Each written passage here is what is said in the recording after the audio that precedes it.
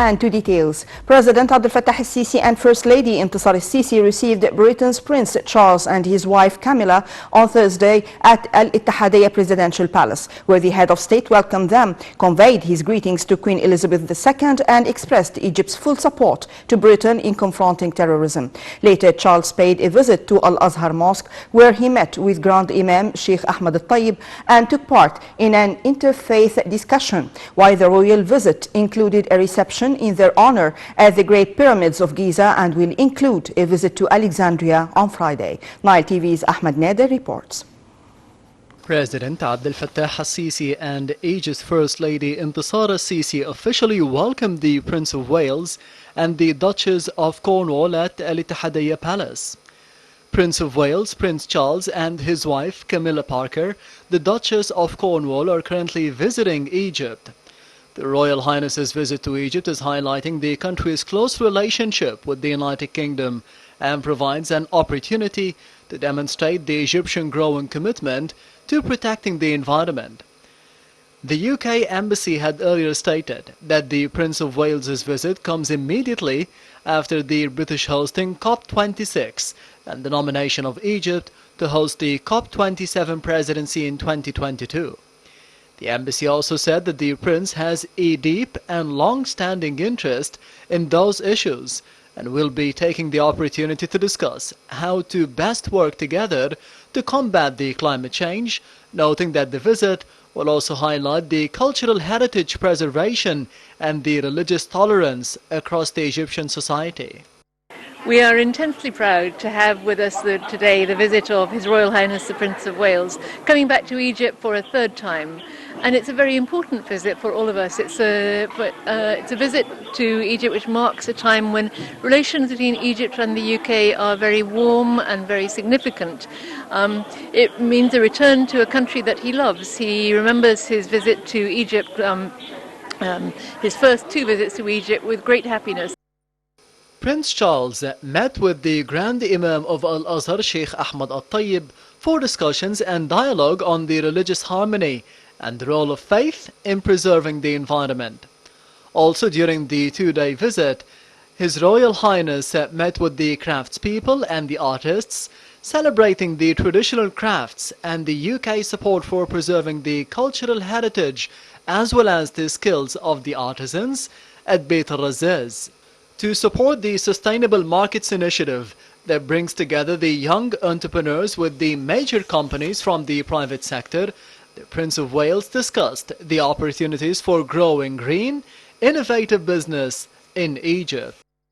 Meanwhile, the Duchess of Cornwall will focus on supporting the women's empowerment through learning more about the stories of the women leaders in Egypt and their efforts to promote the conservation.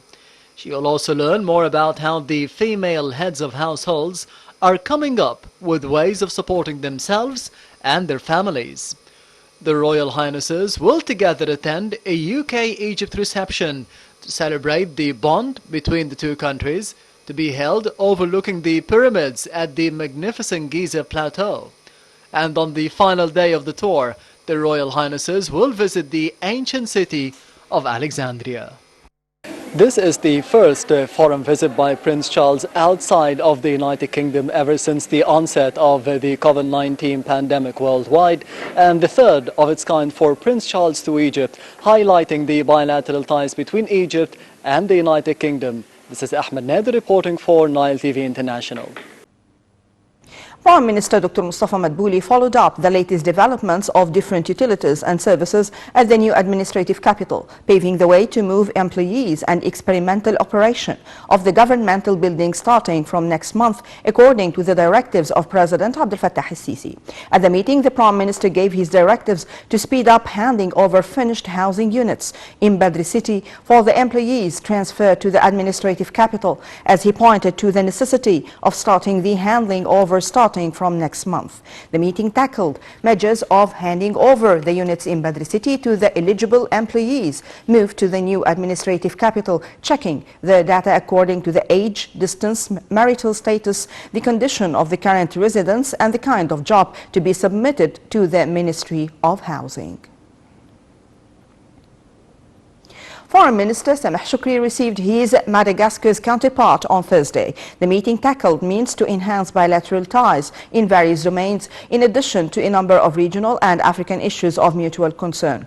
The two top diplomats reviewed ongoing coordination regarding the upcoming Kumasi summit slotted for the 23rd of November in Egypt. During the summit, Egypt is expected to receive its leadership of the body from Madagascar.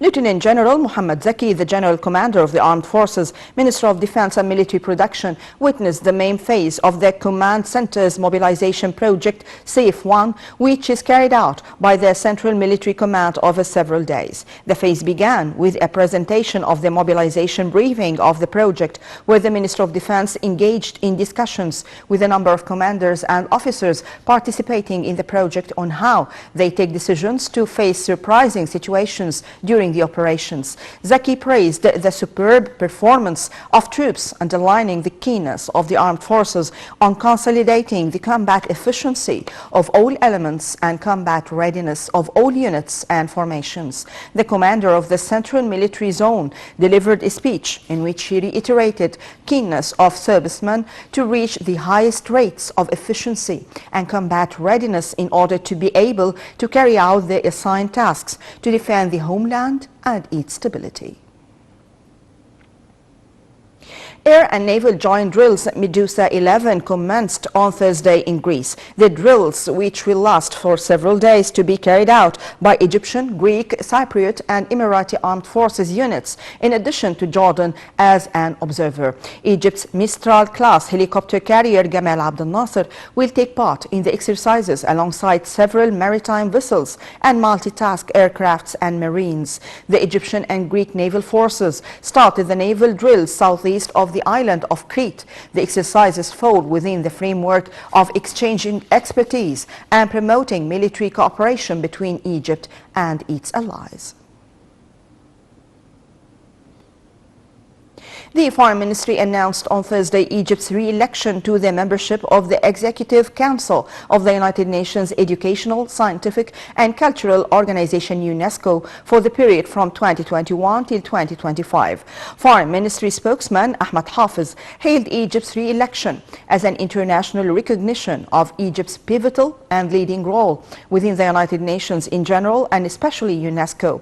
Egypt has obtained 130 votes during the elections, which were held within the framework of the organization's General Conference.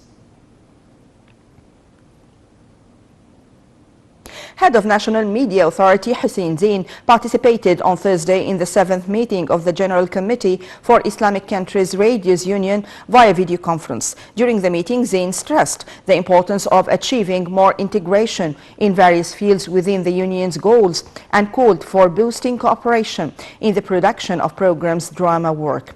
Zain also called for developing means of raising awareness for youth and enhancing their moderate Islamic values, as well as intensifying training courses, workshops, lectures and conferences. Also during the meeting, Egypt was chosen as a member in the Union's Executive Council and as the President of the Union's Programs Committee.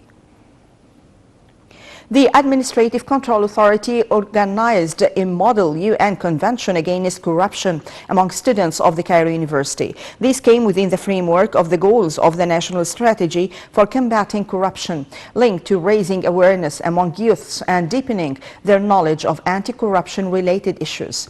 The ACA co-organized the event within the Economic Governance Project affiliated to the USAID.